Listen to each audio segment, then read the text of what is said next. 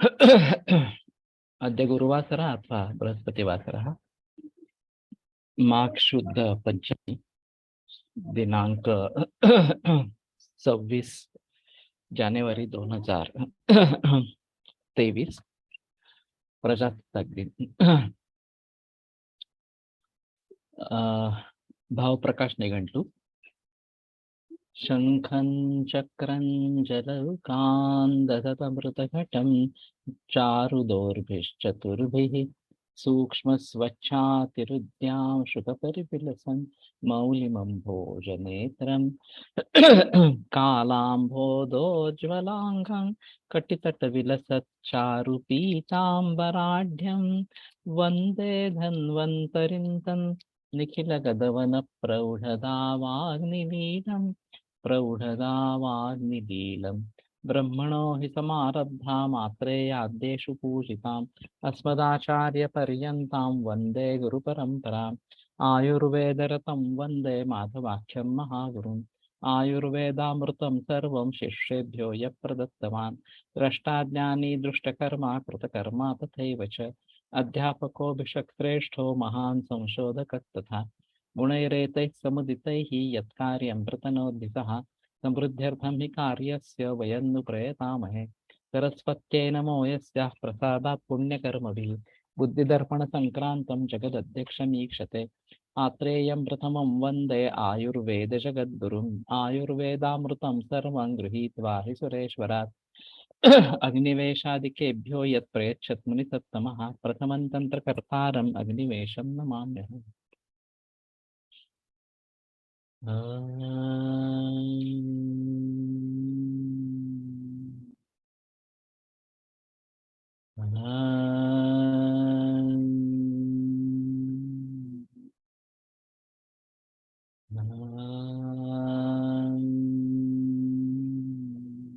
ओम शांति शांति शांति।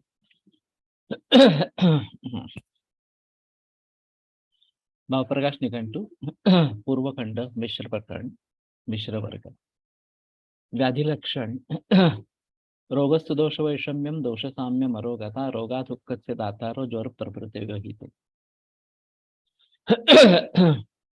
तो रोग यानी कि दोष वैषम्य और दोष साम्य यानी कि आरोगता। रोगा दुख से दाता रहा ज्वर प्रभृति ही पे। रोग जो है वो दुख देने वाले और वो ज्वर प्रभृति है।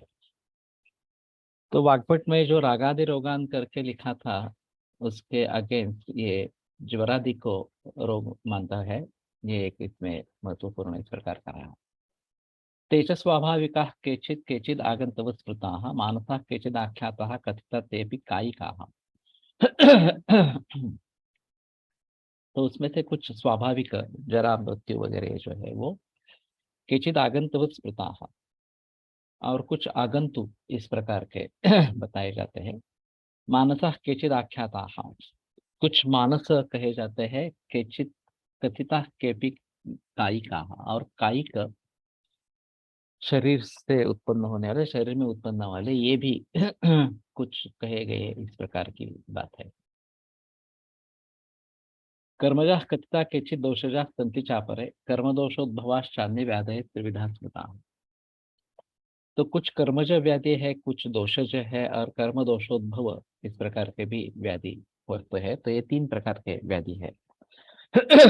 तो वाग्भटाचार्य ने भी ये लिखा है दुष्टापचारजः कश्चित् कश्चित् पूर्वापराधजः तत्संकराद्भवत्यन्यो व्याधिरेवं त्रिधा मतः यथा निदानं दोषोत्तः कर्मजो हेतुभिर्विना। ये इसी प्रकार का यथाशास्त्रं तो निर्णीत यथा व्याधि चिकित्सितः। तो हर व्याधि की चिकित्सा शास्त्र के अनुसार बताई गई है। न शर्म पायाति योग व्याधि तद नेहा कर्मजो बुधई। और इस प्रकार के युक्ति व्यपाश्रय चिकित्सा से जिसका अंत नहीं होता शमन नहीं होता वो कर्मज जानना चाहिए। स्वल्पो दोषा गरियां सब तद नेहा कर्म दोष जा। दोष कम होने के बावजूद जो व्याधि गरीय इस प्रकार के है गरिष्ठ है वो कर्म दोष इस प्रकार के है। और फिर उसमें ये बात सोचनी है कि दुष्टा तत्वाल्पम सुखम अल्पेन हेतुना सब प्रवर्तते। थोड़ा सा सुख देकर थोड़ा सा ही हेतु घट होने पर वो फिर से वापिस आ जाते हैं, कर्म दोष कर्म जो व्याधि है। तो गच्छत्युभय जन्मात् दोष कर्म क्षयात् क्षय। दोष और कर्म दोनों का क्षय होने से ही दोष कर्म जो व्याधि का विनाश इस प्रकार का हो जाएगा। तो ये बात अहम है। कर्म क्षयात् कर्म करता दोषजा स्वस्व भेषजे कर्म दोषोद्भवा यान्ति कर्म दोष क्षयात् क्षय। तो कर्म क्षयात् कर्म कृत व्याधि दोष क्षयात् दोष स्व दोषः स्व स्व भेषजे ही अपने अपने औषधियों से दोष से व्याधियों का विनाश होता है। कर्म दोषोद्भवा यान्ति कर्म दोष क्षयात् क्षय। कर्म और दोष दोनों का क्षय होने से कर्म दोषोद्भव जो व्याधि है उसका क्षय होता है। तो कई दफा ऐसा होता है कि थोड़े दिन के लिए आराम होता है, फिर से व्याधि उभर आता है, थोड़ा सा ही हेतु हो गया इस प्रकार से, तो समझ लेना है ये दोष कर्मज व्याधि इस प्रकार का है। साध्यायाप्य असाध्याश्च व्याधय त्रिविधा स्मृता सुख साध्य कष्ट साध्य द्विविध साध्य उच्यते। तो साध्य और आप्य और असाध्य इस प्रकार के तीन प्रकार के व्याधि बताए जाते हैं। सुख साध्य कष्ट साध्य या साध्य में दो प्रकार इस प्रकार के हैं। यापनीयं तु तं विद्यात् क्रिया धारयते ह्ययम् क्रियायां तो निवृत्तायां सद्यो यश्च विनश्य। तो अगर चिकित्सा के जरिए उसका धारण होता है रोग का, तो यापनीय उसको कहना है। क्रियायां तो निवृत्तायाम, अगर क्रिया निवृत्त हो जाती है तो सद्यो यश्च विनश्यति, तो तत्काल उसका विनाश इस प्रकार का हो जाता है। तो कहने का तात्पर्य अर्थ ये है कि याप्य कैटेगरी यद्यपि असाध्य है तथापि औषध पथ्य पथ्य इस प्रकार का आहार विहार इनसे ये टिका रहता है, मरता नहीं है। फिर भी असाध्य कैटेगरी में है तो साध्य नहीं होगा इस प्रकार से। जब तक ये सब चालू रहेंगे पथ्य और औषध, तब तक आदमी टिका रहेगा। तो अभी एलोपैथी में सिम्टोमेटिक रिलीफ के द्वारा जो बताया जाता है वो याप्य कैटेगरी में पेशेंट को डाला जाता है इस प्रकार से। और वहां तो पथ्य का भी निर्देश नहीं है, केवल दवाइयां लेते रहो तो ठीक रहोगे इस प्रकार से बताया जाता है। प्राप्ता क्रिया धारयति सुखनम व्याप्य मातरम प्रपत्तिष्यदिवागारम स्तंभो यत्नेन योजितः। जो प्राप्त क्रिया है वो आतुरम सुखिनम व्याप्यम आतुरम सुखिनम धारयति। अगर प्रॉपर चिकित्सा की जाती है क्रिया की जाती है तो याप्यातुर को वो सुख से धारण करती है या सुखी इस प्रकार के धारण करती है। प्रपत्तिष्यदिवद आगार स्तंभो यत्नेन योजितः। जैसे कि कोई घर गिरने वाला है और उसमें एक स्तंभ की योजना की जाए, उसको आधार दिया जाए, यत्नेन धारिता तो योजितः, उस स्तंभ के आधार पर वो घर टिका रहता है, उसी प्रकार से ये रोगी टिका रहता है। साध्यायाप्यत्व आयान्ति याप्यश्च असाध्यतां तथा। साध्य जो है वो याप्य बन जाता है, याप्य जो है असाध्य बन जाता है। ग्रंथि प्राणान असाध्यस्तु नराणाम अक्रियावता। और जो लोग क्रिया नहीं करते हैं, चिकित्सा नहीं करते हैं, उनको असाध्य व्याधि मार देता है। प्राणान ग्रंथि, तो उनके प्राणों का नाश हो जाता है। और ये यूनिडायरेक्शनल है।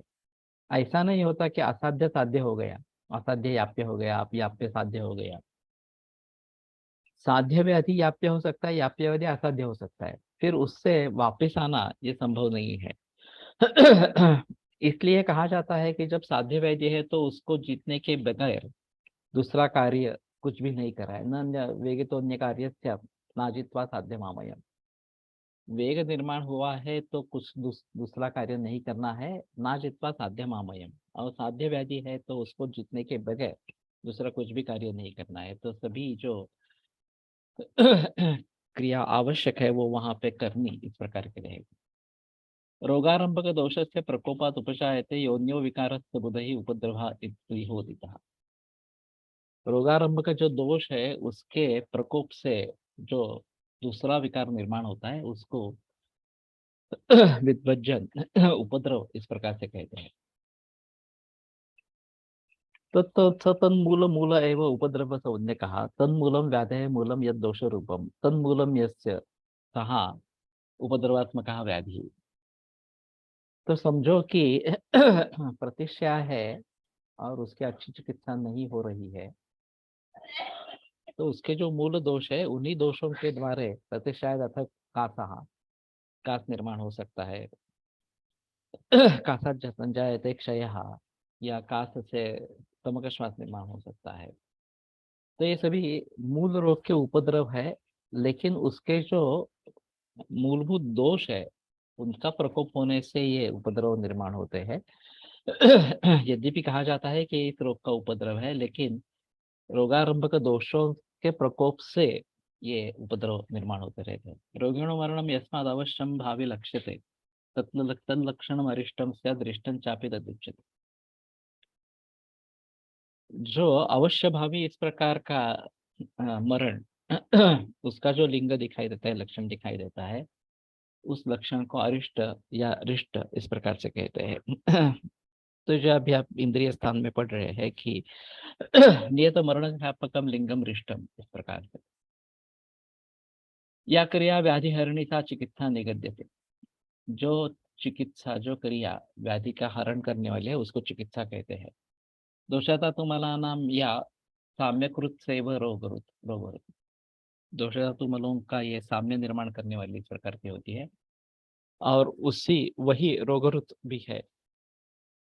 या अभिक्रिया अभिर्जायन्ते शरीरे धातु समाह सा चिकित्सा विकाराणाम कर्मत देशाम मत। तो जिन क्रियाओं से शरीर में धातु की साम्यावस्था निर्माण होती है वो रोगों की चिकित्सा है और वो वैद्यों का कर्म है। तो ये एक अहम मुद्दा है कि हमारे भेषज से केवल लाक्षणिक लाभ होना अपेक्षित नहीं है। तो उसमें धातु साम्य निर्माण होना, धातु साम्य क्रिया चुकता तंत्र से अस्ते प्रयोजन, धातु साम्य क्रिया यही इस तंत्र का प्रयोजन ये है। तो केवल सिम्टोमेटिक रिलीफ को चिकित्सा समझना मूर्खता है, और अभी एलोपैथी इसी प्रकार की मूर्खता लोगों में फैला रही है कि इसमें आपको राहत मिल गई लक्षणों में, बस यही चिकित्सा है आपकी, पेन किलर दे दिया यही चिकित्सा है आपकी इस प्रकार से। तो उसमें अगर धातु साम्य प्रस्थापित नहीं हो रहा तो ये वास्तव में चिकित्सा कहने के लायक ही नहीं है इस प्रकार।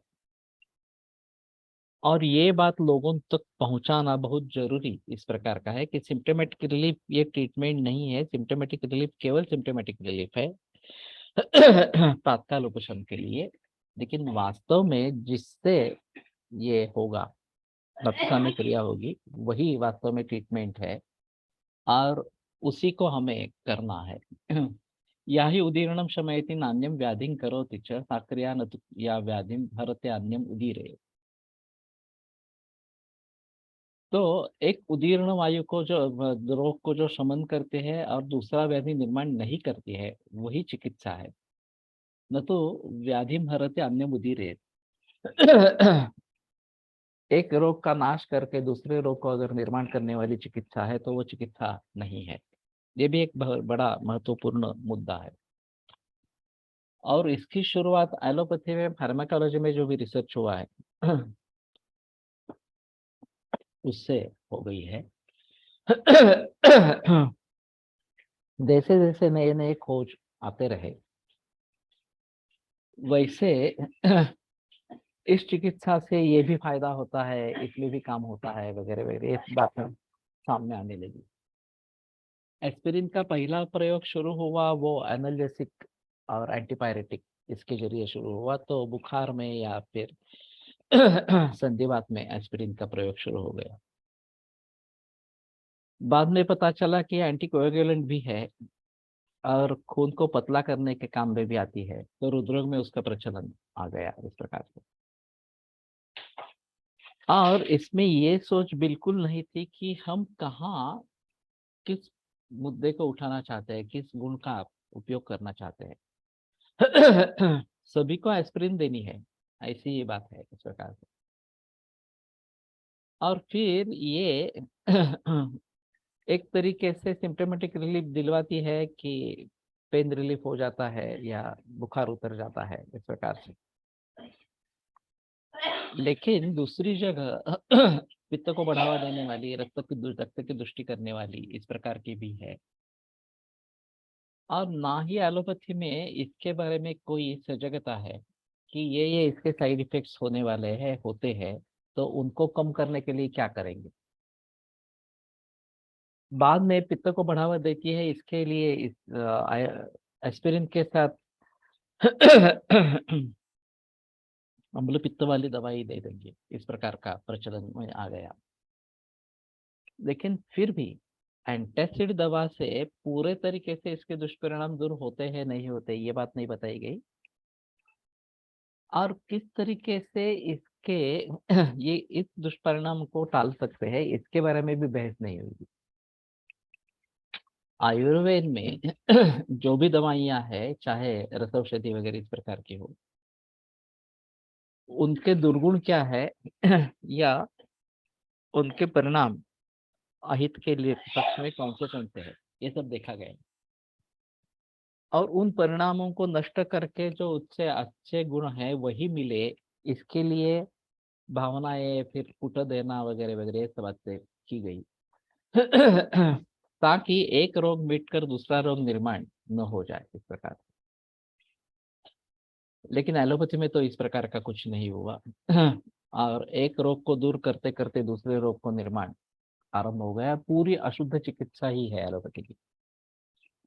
और फिर भी वो साइंटिफिक ट्रीटमेंट बताई जाती है और हमारे बारे में सोचा जाता है कि अनसाइंटिफिक है इससे हेवी मेटल्स का प्रयोग होता है और फिर उससे किडनी बिगड़ जाती है वगैरह वगैरह इस प्रकार।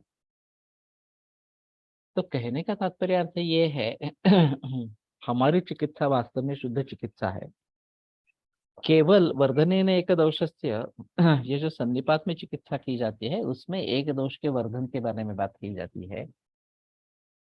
तुल्य कक्षान जयन मलान ये बात प्राप्त करने के लिए जो कम है, दो दोष बढ़े हैं और एक कम बढ़ा है, तो उसको उसके लेवल पर लाया जाता है वर्धनेन एक दोष से इस प्रकार से। और फिर तुल्य कक्ष दोष होने के बाद उनको अच्छे तरीके से जीता जा सकता है लेकिन ये मामला छोड़कर कहीं भी अशुद्ध चिकित्सा का वर्णन आयुर्वेद में नहीं है। और ये बहुत कम मरीजों में ये बात होती है और होती भी है तो मामूली होती है कि कुछ अन्य दवाइयां उसके साथ में ले लेंगे तो शायद ये बात नहीं होती इस प्रकार। या अनुपान के रूप में हम सोच सकते हैं, काल के बारे में हम सोच सकते हैं, तो इसका दुष्परिणाम नहीं होगा। मैंने ये बताया था, फिर से मैं एक बार दोहराता हूँ। मैंने इस टाइम में एक पेपर पढ़ा था the mode of action of drug Ayurvedic aspect, Ayurvedic perspective इस प्रकार। और उसमें मैंने ये बात बताने की कोशिश की थी कि हमारे यहाँ औषधियों का भी सागर है, अनुपान भी काफी है, काल भी हमारे यहाँ है। तो हम स्पेसिफिक कहाँ पे काम करना है और क्या काम करना है ये सोच सकते हैं। यष्टि मधु 13 गणों में आई है और मैं संधानीय इसलिए यष्टि मधु का अगर प्रयोग करना चाहता हूँ या शुक्रवर्धन प्रयोग करना चाहता हूँ तो मैं अपान काल में यष्टि मधु दे सकता हूँ, घृत घी के अनुपान के साथ दे सकता हूँ। अगर मुझे कफ पे काम करना है तो मैं यष्टि मधु मधु के साथ दे सकता हूँ। अगर मुझे कंठ्य कार्य चाहिए तो मैं व्यानोदान काल में उसका प्रयोग कर सकता हूँ। अगर मुझे मेध्य रसायन के रूप में काम करना है तो क्षीरेण यष्टि मधुकस्य चूर्णम, ये गर्म दूध के साथ यष्टि मधु दे सकता हूँ। वमन देने के लिए प्रयोग करना है तो ज्यादा मात्रा में दे सकता हूँ। तो मैं अपने हिसाब से उसके क्रियाओं को रिस्ट्रिक्ट कर सकता हूँ। मुझे ये क्रिया चाहिए और इसलिए मैं इस काल में इस अनुपान के साथ मैं यष्टि मधु का प्रयोग करूंगा इस प्रकार से। तो ये एलोपैथी में तो कुछ नहीं है। मेरा सेशन खत्म होने के बाद पैरेलल सेशन चल रहे थे, तो दूसरे कक्षा में मैं गया, वहाँ एक साइकियाट्रिस्ट का लेक्चर चल रहा था और उसका कहना था कि एक कुछ गलतफहमियां लोगों में फैल गई है। और उसका मूल आयुर्वेद में है। वो बता रहा था कि डॉक्टर ने प्रिस्क्रिप्शन दे दिया है, दवा दिन में 3 बार लेनी है। तो मरीज पूछता है कैसे लेनी है, किस अनुपात से लेनी है। पानी से ले लो। पानी गर्म होना है या ठंडा चलेगा, इस प्रकार से। तो वो बोलते नहीं नहीं, पानी से ले लो। खाना खाने के बाद लेना है, खाना खाने से पहले लेना है। तो वो बोलते कुछ कैसे भी करो ना, ले लो। खाना खाने के बाद में ले लो, बेहतर है, इस प्रकार से। तो उसका कहना था कि आयुर्वेद में इस प्रकार से बनाते हैं, बताते हैं कि ये खाना खाने से पहले ले लो, बाद में ले लो, इस अनुपात से ले लो, वगैरह वगैरह। और फिर लोग समझ जाते हैं कि ये सब बातें आवश्यक है एलोपैथी के दवाई के लिए भी। और वो एलोपैथी के डॉक्टरों को तंग करते रहते हैं। लेकिन वहां ड्रग का ही इफेक्ट है केवल। ये अनुपान कब लेना है वगैरह, ऐसा कोई संबंध नहीं है एलोपैथी में। बस दवा ले लो, बाकी कुछ नहीं करना है, इस प्रकार से काम जो होना है वो दवा से होने वाला है। तो मैं मानता हूं कि यही कारण है कि एलोपैथी के दुष्परिणाम होते हैं। क्योंकि उस ड्रग के 3-4 एक्शन वगैरह है, कुछ अच्छे हैं कुछ बुरे हैं, कुछ भी हो, इस प्रकार से। तो अच्छे एक्शन मिले, जहां हम चाहते हैं वहां पे मिले, ये हम कैसे कर सकेंगे। तो खाना खाने के बाद ले लो, ये एक बात बताई जाती है कि उष्णवीर्य है और उससे तकलीफ होगी, या उसके साथ में एंटासिड देना है, इस प्रकार से ये बात की जाती है। लेकिन उस दवाइयों में इस प्रकार का परिवर्तन लाएंगे कि इसके दुष्परिणाम नहीं होंगे, ये बात सोच में नहीं है। और विभिन्न अनुपानों का प्रयोग हम कर सकते हैं, ये भी बात उनके दिमाग में नहीं है। तो केवल इन बातों को एलोपैथी संभाल लेती है, तो भी जनता का कल्याण होगा, लोगों का कल्याण होगा, साइड इफेक्ट्स कम होंगे उसके, इस प्रकार। लोग अपने अपने तरीके से सोचने लगते हैं। और फिर एक बात हो जाती है कि अगर खाना खा के लेना है, तो मुझे भूख है नहीं है, मेरा पहला अन्न पचन हुआ है नहीं है, कोई संबंध नहीं, मुझे खाना ही है, इस प्रकार से। क्योंकि दवा लेनी है। दवा के बिना तो मुझे कुछ परिणाम नहीं होने वाला, असर नहीं होने वाला। और फिर रोग के लिए दवा जरूरी, दवा के लिए खाना जरूरी, तो एक विशेष सर्कल में अटक जाता है कि भूख न होने पर, पहला अन्न पचन न होने पर भी लोग खाना खा लेते हैं। और जीर्णेंद्रिय भुंजी, तो ये एक हमारा महत्वपूर्ण नियम है कि पहले अन्न का पचन होने के बाद ही दूसरा अन्न ग्रहण करना है, वो बाधित हो जाता है। और फिर अपक्वाहार रस में दूसरा अपक्वाहार रस मिलता जाता है, और ये परंपरा चली रहती है। सभी धातुओं का निर्माण भी इसी प्रकार से होता रहता है। अब इसको सुधारने के लिए जीर्णेंद्रिय भुंजित इस नियम का एहसास करना है।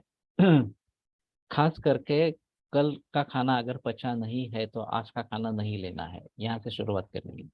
तो लोग बोलते हैं नहीं नहीं, हमें तो गोली लेनी पड़ती है। तो मैं कहता हूँ कि ब्रेकफास्ट तो अवॉइड करो। ब्रंच के समय में अगर भूख लगती है, तो उस समय में खाना खाओ और उसमें ये गोली ले लो। उस समय भी नहीं होता है तो लंच के समय में करो। लेकिन जब तक पहला खाना पूरी तरीके से पचन नहीं हुआ और भूख अच्छी नहीं लगी, तब तक खाना नहीं खाना है।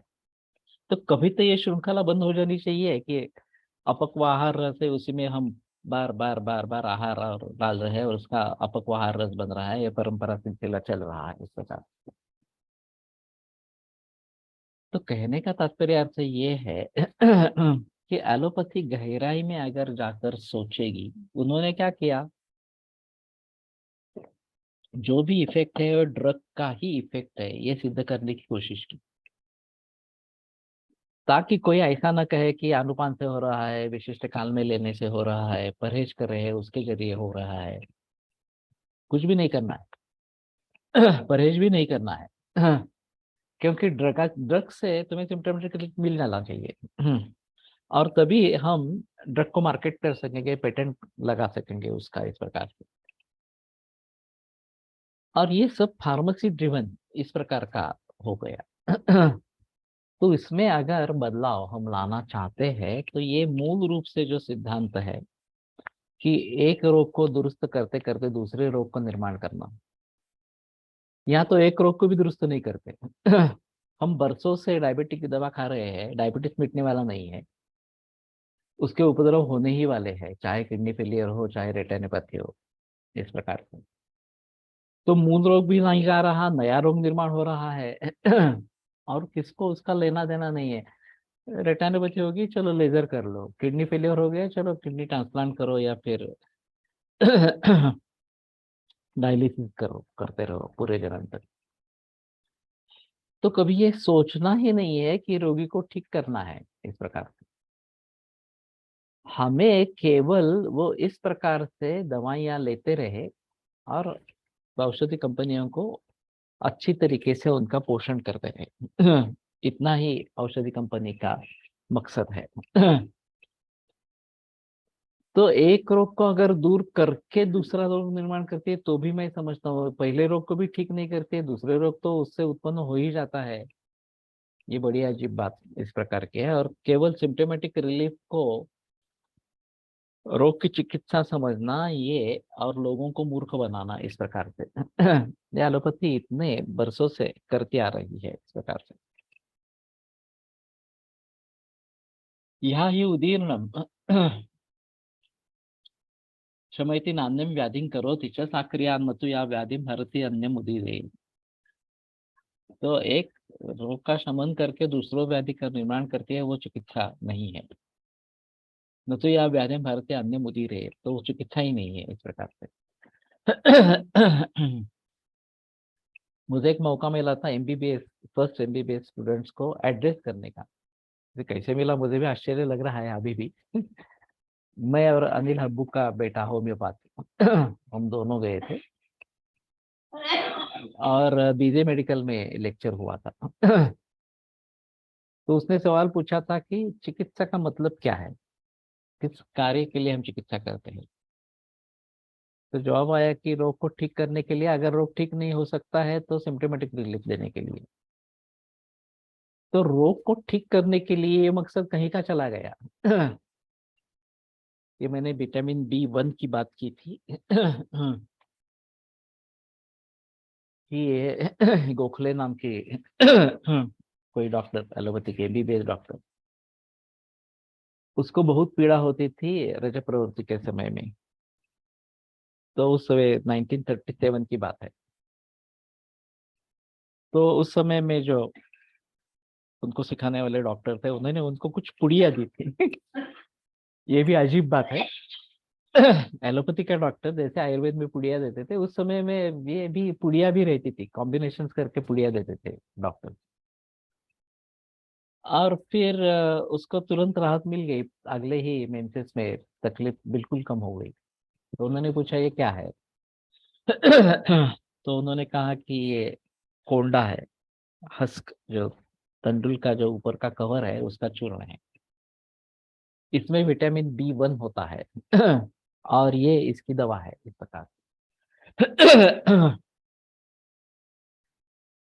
अब उस डॉक्टर ने इसके काफी प्रयोग महिलाओं पे किए और सभी को अच्छा रिजल्ट इस प्रकार का मिला। ग्लैक्सो कंपनी उस समय में B1 बेचती थी, केवल B1 इस प्रकार की दवा बना के बेचती थी। लेकिन ग्लैक्सो ने आगे उसका उत्पादन बंद कर दिया। और फिर प्रचलन आया केवल एनाल्जेसिक का। और मैंने ये हमारी एक डॉक्टर है आयुर्वेद के, BA मेंडेस, और फिर MCPS, MBBS और MD-DGO। इनका बड़ा अस्पताल है लोकमान्य नगर में। तो वो लेक्चर लेते थे हमारे गायना के बारे में। तो मैंने एक लेक्चर सुना था उनका। और उन्होंने बताया कि ये डिस्मेनोरिया कॉमन प्रॉब्लम है आपको सिर्फ एनालिसिस देनी है। अगर पहले किसी दूसरे डॉक्टर से कुछ एनालिसिस ले ली है तो ब्रांड बदल के दूसरी एनालिसिस दे दो, बस बाकी कुछ नहीं करना है, सिर्फ एनालिसिस देते रहना है। तो ये कहाँ का इलाज रहा? ये तो इलाज कहने लायक ही नहीं है, मूल रूप से उसको सुधारना ही नहीं है। और औरतों को बता देना है बस ऐसा होता है तो ये दवा ले लो, तुम्हें तात्कालिक रिलीफ मिल जाएगा। इसमें अगर अगर एंडोमेट्रियोसिस अभी होता है तो ये तो काफी मुश्किल मामला हो जाता है। और उसको ट्रीट करना काफी मुश्किल होता है आयुर्वेद की दृष्टि से। वैसे हम उदावरता योनि व्यापक करके चिकित्सा दे सकते हैं, सप्तसार वटी अच्छी है इसके लिए, वस्तु चिकित्सा अच्छी है। कारणों को ढूंढना है, माता प्रकोप के कारण जो है वो दूर करने हैं। फिर हमारे यहाँ इसकी भली भांति चिकित्सा होती है, लेकिन B1 का इसके लिए इलाज होता है ये किसी को मालूम ही नहीं है। वैसे ही कोलेजन डिसीज में विटामिन सी का उपयोग होता है और एस्पिरिन से विटामिन सी का नाश होता है। लेकिन लंदन में किसी मरीज को 26 एस्पिरिन और 12 ऑक्सीपेंटाजोन ट्रीटमेंट के लिए दिए जा रहे थे।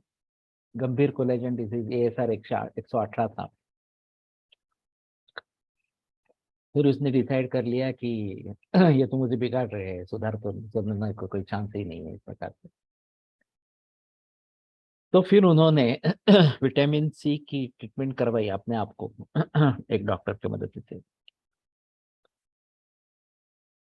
सप्तसार वटी कंटेंट काय आहे ते अधिकरण कोणते हैं, ये हमने इसमें पढ़ा था ना, सहस्त्र में पढ़ा था।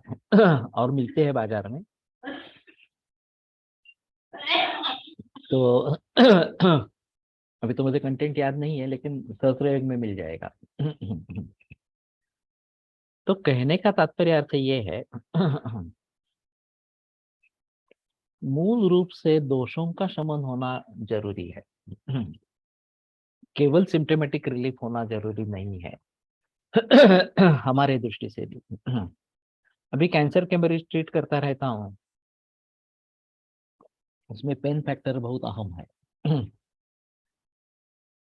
और ये बड़ी समस्या है कि पेन को कैसे ट्रीट करेंगे इस प्रकार से। एलोपैथी में कुछ दवाइयाँ दी जाती है सिम्टोमेटिक रिलीफ के लिए, तो मैं दवा रेगुलर देता हूँ और उसके साथ में जरूरत पड़ने पर बड़ा अलग से देता हूँ इस प्रकार से। तो लोग पूछते हैं कि ये कब लेनी है, मैं बताता हूँ मूल रूप से दोषों विषय में दूर करने के लिए तो दवा दी है। वो करने के बावजूद भी अगर दर्द रहता है तो ये दवा ले लो, जिसमें 3-4 बार भी दवा लेंगे तो कोई नुकसान नहीं है। ये एलोपैथिक दवा नुकसान करती है, ऐसे तो नुकसान नहीं करेगी इस प्रकार से। तो पहले यही लेके देखो। इससे फायदा नहीं होता है तो ही एलोपैथिक एनाल्जेसिक लेनी है, नहीं तो नहीं लेनी है इस प्रकार से। और ये हर मरीज के अनुसार अलग अलग होता है, इसलिए मामला टेढ़ा है। हमें हर मरीज में इसका प्रॉपर जजमेंट होना चाहिए कि इसको किस दवाइयों से फायदा होगा, और फिर उन दवाइयों को देख के रखना है इस प्रकार से। तो कहने का तात्पर्य अर्थ ये है कि दूसरे व्याधि को निर्माण करने वाली दवा नहीं देनी है, वो अशुद्ध अशुद्ध चिकित्सा इस प्रकार से कही जाता है। आरंभ निष्कृति शिक्षा पूजनम संप्रधारणम उपाय कर्म चेष्टा च चिकित्सा च नवक्रिया। अरे बाप रे। आरंभ निष्कृति शिक्षा पूजनम संप्रधारणम उपाय कर्म चेष्टा च चिकित्सा च नवक्रिया। 9 कहाँ पे हो गए? आरंभ निष्कृति शिक्षा पूजन संप्रदारण उपाय कर्म चेष्टा। और चिकित्सा या अलग बताइए, नवक्रिया या नवक्रियाएं हैं। इसकी तो ये टीका उपलब्ध नहीं है यहाँ पे।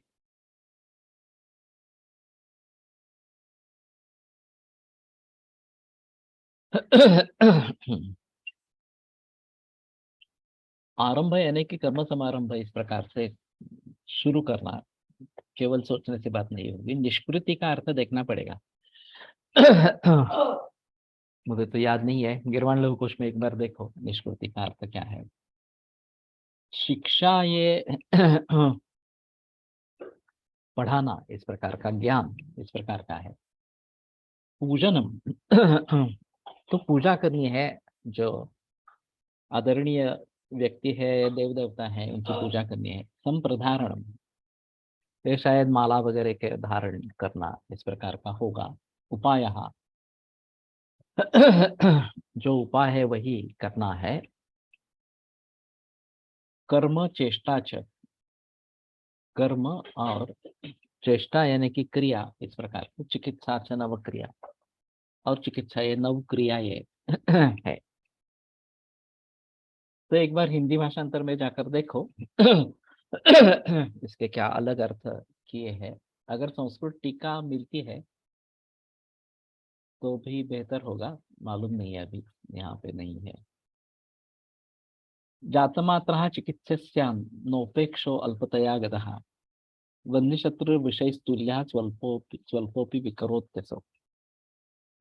जब निर्माण होता है रोग, उसी समय रोग की चिकित्सा करनी है। न उपेक्षा अल्पतया गतः, ये छोटा है, छोड़ देंगे इस प्रकार से, ऐसा नहीं करना है, उसकी उपेक्षा नहीं करनी है।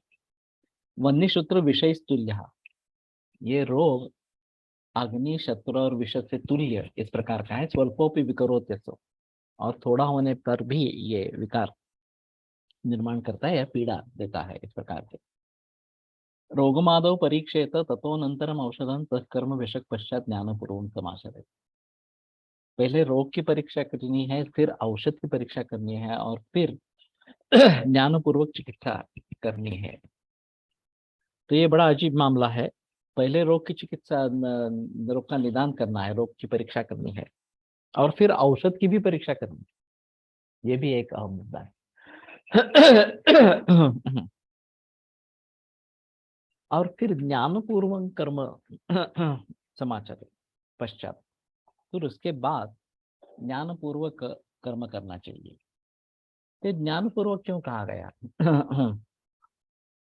कि मैं ये दवा इस अनुपान के साथ इस काल में इस प्रकार से दे रहा हूँ, और उसके जरिए इतने दोष का शमन या शोधन इस प्रकार का हो जाएगा, मुझे पहले ज्ञात होना चाहिए। मैंने इस प्रकार का निदान किया है, इस प्रकार की चिकित्सा में देने देने जा रहा हूँ, और इससे इतने दिनों में इस प्रकार की राहत मिलने वाली है, रोग ठीक होने वाला है, वगैरह वगैरह इस प्रकार से। तो इनका कहना है कि दाहादव चंदनम रूढ़म आगम पूर्वकम, दाह वगैरह की चिकित्सा में चंदन जो आया वो आगम से रूढ़ हुआ है। तो आगम खोजना है, इस प्रकार के जो रूढ़ी वाले द्रव्य है उनका आगम क्या है, ये एक बार देख लेना चाहिए इस प्रकार से। और दाह लक्षण है, पित्त प्रधान है, चंदन उसका शमन करने वाला है, इसलिए मैं चंदन दे रहा हूँ, इस प्रकार से ज्ञानपूर्वक चिकित्सा करनी है।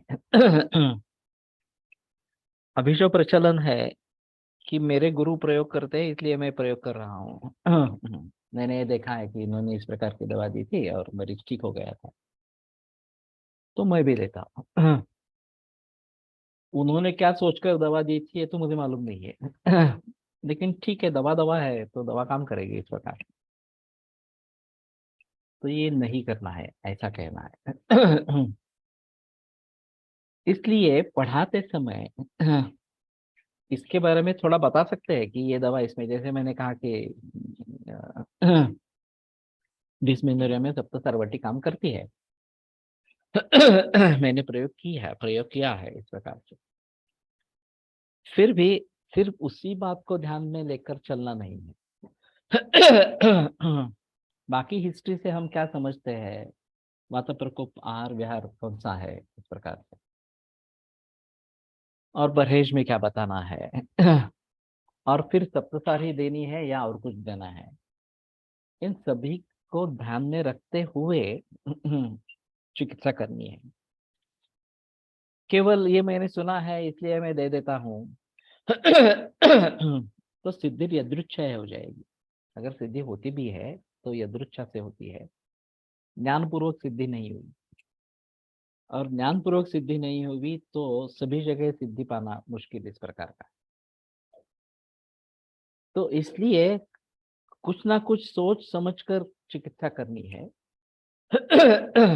अगर सफलता नहीं मिली तो हम सोच में क्या परिवर्तन करना है इसके बारे में सोच सकते हैं कि इस प्रकार से मैंने सोचा था लेकिन ये शायद नहीं वर्क कर रहा, तो दूसरा कोई तरीका है क्या क्यों रोग निर्माण हुआ ये देखने का।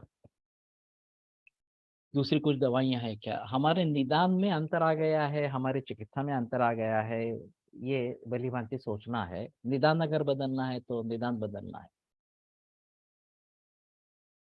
अगर निदान ठीक है लेकिन चिकित्सा बदलनी है तो चिकित्सा बदलनी है इस प्रकार से। लेकिन जो भी करे वो सोच समझ कर करे ताकि हमें पता चले कि हाँ हमने इस दिशा से तो विचार किया था, अभी ये नहीं हो रहा तो मैं इस दिशा से विचार करूंगा और फिर ये दवा दे दूंगा इस प्रकार से। तो केवल ये वैद्य प्रयोग करते हैं, ये इसमें बता दिया है इसलिए इसको दे देना, ये उचित इस प्रकार का नहीं। तो पहले रोग की परीक्षा होनी चाहिए, फिर औषध की भी परीक्षा होनी चाहिए कि ये औषध किन विकारों में, किस प्रकार के दोष स्थिति में, किस प्रकार के अग्नि की स्थिति में, किस प्रकार के शारीरिक बल में काम करेगा वगैरह वगैरह। तो अगर हमें भली मानती इसका पता चलेगा कि ये इस प्रकार में जरूर काम करेगा तो ही वही द्रव्य दे देना है इस प्रकार से। तो ये काफी मुश्किल मामला है लेकिन ये करना जरूरी इस प्रकार का है। तो इसलिए मैं कहता रहता हूँ कि मूल ग्रंथों को ही पढ़ो। मूल ग्रंथ पढ़ने से हमें काफी जानकारी अच्छी इस प्रकार की मिलती है। केवल औषधि योगों को अगर हम बताते जाएंगे या इस रोग के लिए ये दवा देनी है इस प्रकार के बताते जाएंगे तो जो पीढ़ी वैद्यों की निर्माण होगी वो अच्छी नहीं होगी। जो मूल रूप से सोचने की क्षमता रखते हैं और परिवर्तन करना जानते हैं वही अच्छी पीढ़ी रहेंगी वैद्यों की, और वही आयुर्वेद को आगे बढ़ाएंगे। केवल जो इस प्रकार से काम कर रहे हैं कि इस रोग के लिए ये दवा लेनी है इस प्रकार, उनकी सब सिद्धि यादृच्छिक की सिद्धि इस प्रकार की रहेगी। तो रोग को समझकर दवा देनी है। यस्तु रोगम अविज्ञाय कर्माणि आरभते बेशक अप्यौषध विधान तस्य सिद्धि यादृच्छ। यही बात बताइए कि जो रोग को जानता नहीं है अभी कैंसर के बारे में ये बात स्पष्ट रूप से दिखाई दे रही है। कैंसर की चिकित्सा करने वाले बहुत सारे आयुर्वेद चिकित्सक हैं लेकिन मूल रूप में जाकर कैंसर क्यों निर्माण हो रहा है इसके बारे में बिना कुछ सोचे समझे केवल एलोपैथी में डिस्ट्रक्शन ऑफ सेल्स प्रिंसिपल को लेकर चिकित्सा देते तो वैसे भी मुझे भी वही करना है, भल्ला तक उसी दृष्टि से उसका प्रयोग करना है। ये आयुर्वेद चिकित्सा नहीं है वास्तव में। हमारे हिसाब में संतर्पण साध्य है, अपतर्पण साध्य है से लेकर बहस होनी चाहिए। रोग की पहले परीक्षा होनी चाहिए, कैंसर क्या है, और फिर उसकी चिकित्सा क्या हो सकती है। जब मेरा ही कोई छात्र कैंसर की चिकित्सा कर रहा है और ये परहेज नहीं बताता कि देसी गाय के दूध पे रहना है या कम से कम नैसर्गिक खाना खाना का है, ये अगर परहेज में नहीं बताता तो ये चिकित्सा अधूरी हो जाती है। और फिर उससे रिजल्ट नहीं मिल रहे हैं इसलिए मेरे पास भेज देते हैं, मैं दूध पे रख देता हूँ तो रिजल्ट आने लगते हैं। तो कहने का तात्पर्य अर्थ ये है कि मूल रूप से रोग को समझ लेना ये अहम बात इस प्रकार की है। और मुझे नहीं लगता कि जितनी गहराई में जाकर मैंने कैंसर के बारे में सोचा है उतनी गहराई में लोगों ने जाकर सोचा है, वो उस प्रकार के सिम्टम्स किस औषध में दिखाई देती है, उस औषध का प्रयोग करते हैं, कुछ हद तक उसका फायदा होता है। लेकिन मूल रूप में परहेज बताना जो है, खास करके अभी का खाना छोड़ना है, कम से कम ये तो करो कि ऑर्गेनिक ही खाना है या नैसर्गिक खाना है, ये बात भी नहीं बता सकते, बताइएगा कि अग्नि के अनुसार दाल चावल ले लो या रोटी सब्जी ले लो, ये बात बताते हैं। लेकिन ये भी खाना जहरीला है, ये बात ध्यान में ली ही नहीं है उन्होंने इस प्रकार। तो रोग को समझे बिना इस प्रकार से अगर हम कर्म आरंभ करते हैं, भले ही हमें औषध के बारे में जानकारी हो, अपने औषध विधानज्ञ, फिर भी ये बात बैठती नहीं है, तस्य सिद्धि अदृच्छया। और अभी यही का इसी का प्रचलन है कि इस रोग में ये दवाइयां प्रयोग करनी है। कौन सी दवाइयां कब प्रयोग करनी है उसी रोग में, इसके बारे में कोई बहस नहीं करना है। मैं ये देता हूँ, इससे रिलीफ हो जाता है, आप दे दो, इस प्रकार। मूल रोग का स्वरूप क्या है इसके बारे में भी बहस नहीं है। व्हाट्सएप ग्रुप्स है, कोई डाल देता है एलोपैथी का डायग्नोसिस, ये फलाना इस प्रकार के मेरे पास केस है, तो तुरंत उसको 4-5 जवाब मिल जाते हैं, ये दवाई का प्रयोग करो, इस दवाई का प्रयोग करो। कोई भी ये नहीं बताता कि ये रोग इस कारणों इन कारणों से निर्माण होता है। ये दोष दुष उसमें होते हैं, ये अवस्थाएं होती है, और उसके मुताबिक चिकित्सा इस प्रकार से करनी है। तो ये वास्तव में आयुर्वेद ही नहीं है। लेकिन हम उसको आयुर्वेद समझ रहे हैं, और यादृच्छिक की सिद्धि मिल रही है, तो उससे हम संतुष्ट है। हाँ ठीक है। 10 में से अगर 4-5 लोगों को भी ठीक हुआ तो भी मेरे हिसाब से वो और लोगों को बुलाएंगे, जो चले जाएंगे वो चले जाएंगे। तो ये बात नहीं होनी चाहिए। इसलिए रोग की परीक्षा होना जरूरी इस प्रकार का है। भेषजम केवलम कर्तुम यो जानाति न चामवयम वैद्यकर्म न चेत कुर्यात् वदम अर्हति राजतः। इसका तो इन्होंने राजा से उसका वध होना चाहिए इस प्रकार के बता दिया।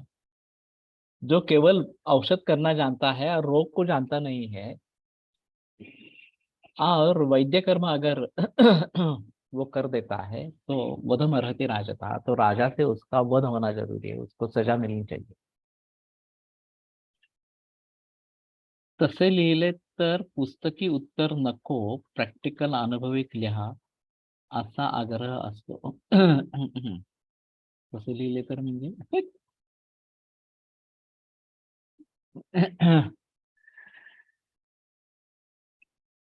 अभी रानड़े सर की किताब है काय चिकित्सा में, मैंने केवल ऐसे ऊपर ऊपर देखी है इस प्रकार से, ग्रुप पर। हाँ हाँ। तो अनुभविक, लेकिन केवल औषधियों का अनुभव ऐसा नहीं लिखना है ना, रोग के संप्राप्ति के बारे में भी अनुभव लिखना है, रोग के स्वरूप के बारे में भी अनुभव लिखना है। तो वहां पे बहुत सारी दवाइयां लिखी गई है रानड़े सर के किताब में। चिकित्सा की जो किताब है उनकी, उसके बारे में कहीं भी ये दवा क्यों देनी है उसके बारे में कोई भी बहस नहीं है। इसकी अवस्था क्या है, कब देना है, इसके बारे में कुछ भी बहस नहीं है। अभी धनंजय कुलकर्णी की जो किताब आ गई है, चरकोक्त योगों के बारे में इस प्रकार से, वो शायद पहला प्रयास होगा कि ये भी औषधियों से ही है। वैसे तो गुणेश शास्त्री वगैरह ने भी लिखी है इस प्रकार से, लेकिन रोग के बारे में इसकी बहस नहीं है। गुणेश शास्त्री ने आंतरिक संधिपात के बारे में किताब लिखी है। अभी मालूम नहीं वो मिलती है नहीं मिलती है इस किताब, लेकिन उनकी किताब है आंतरिक संधिपात के बारे में। तो इस प्रकार से समझ लेना ये आवश्यक है, ये बात नहीं बताई जाती। अधिकतर रोगी इन सब बातों को बार बार बताने पर भी इनका पालन परिस्थिति बस नहीं कर पाते हैं, तो क्या उनको चिकित्सा से मना कर देना चाहिए क्या? दूध पर न रह पाए, नैसर्गिक न खा पाए, तो उन्हें हम दवा दे नहीं, ये दे या नहीं। संक्षेपतः क्रिया योग और निदान परिवर्तनम, ये अगर हमारा महत्वपूर्ण सूत्र है, तो उसमें बहस करनी चाहिए कि नहीं तुम ये करो, ये खाना टालो और इस प्रकार का दूध या नैसर्गिक आहार ही ले लो कम से कम।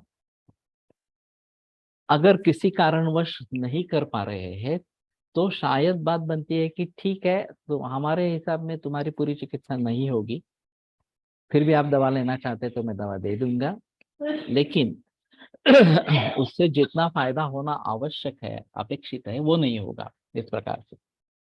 फिर बाद में ये नहीं बताना कि नहीं नहीं मुझे ठीक नहीं हो रहा है इस प्रकार से। तो ये बहुत जरूरी है कि भली भांति इन बातों को देखे और जो उचित है वही इस प्रकार से करे, जो रोगी मैं नहीं कर पाऊंगा, मैं नहीं ले पाऊंगा वगैरह वगैरह इस प्रकार से बताते हैं। मैं तो अभी बता देता हूँ कि आपको नहीं करना है तो छोड़ दो, मेरी मेरी चिकित्सा मत ले लो। आप कहीं दूसरी जगह जाओ इस प्रकार से। तो फिर मानते हैं कि नहीं ठीक है करके देखते हैं इस प्रकार से। कुछ मरीज फिर भी ऐसे होते हैं कि नहीं मैं लेना नहीं चाहता तो मैं छोड़ देता हूँ। खासकर उधर है, जातोदक अवस्था है और फिर भी लोग रोगी दूध पे रहने के लिए तैयार नहीं है, तो मैं छोड़ देता हूँ। क्लासिकल उधर हो या कैंसर की केस हो, तो मैं बता देता हूँ ठीक है, आप नहीं लेना चाहते तो आप किसी दूसरी जगह, मालूम है मुझे कि उसका कुछ होने वाला नहीं, वो मरने वाला है इस प्रकार की। करने के लिए कोशिश तो करना जरूरी है। अ, संहिता ऐसा कुछ नाम है। आयुर्वेद व्यासपीठ का प्रकाशन है। इसके बीच में विजय स्वेसी ग्रुप में भी इसका विज्ञापन आया था, तो नाम का है क्या, नरेंद्र कुलकर्णी से पुस्तक था।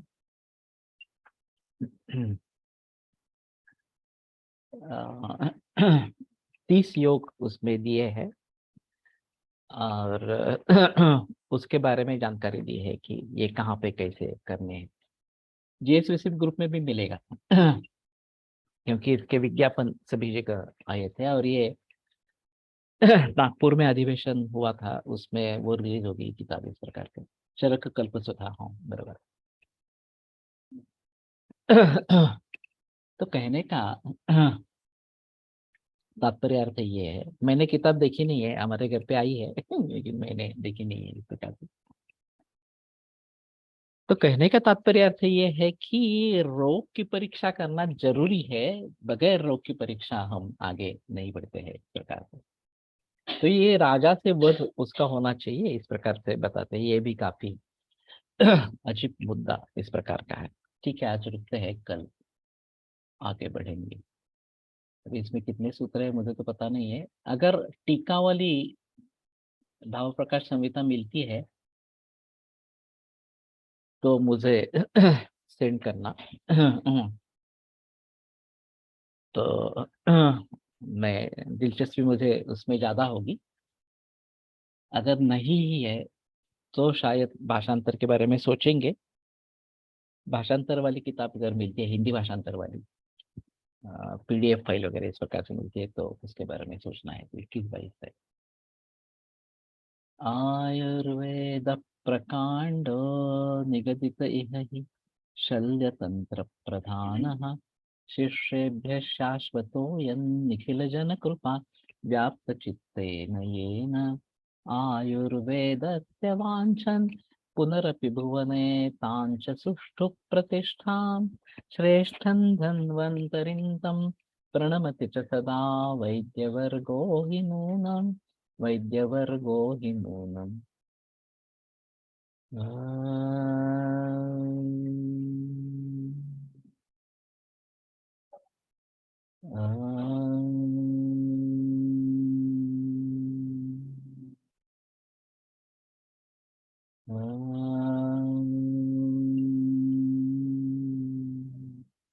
ओम शांति शांति शांति।